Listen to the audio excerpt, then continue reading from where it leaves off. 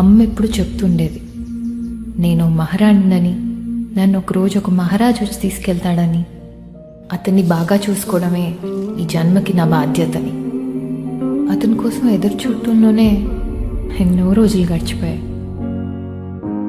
నాలో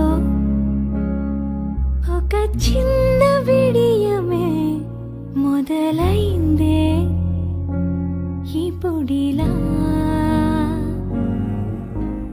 ఆఖరికి వచ్చాడు. ఏంటో ఎప్పుడు లేని అలజడే. మంచోడ్లానే ఉన్నావు, నేను మహారాజులా చూసుకుంటాను. పొద్దు నవ్వగానే తలచే పేరు నువ్వు, నిద్రోదామంటే ధ్యాస సలపలేవు. ఎన్ని నాళ్ళు నువ్వు నాలో సగం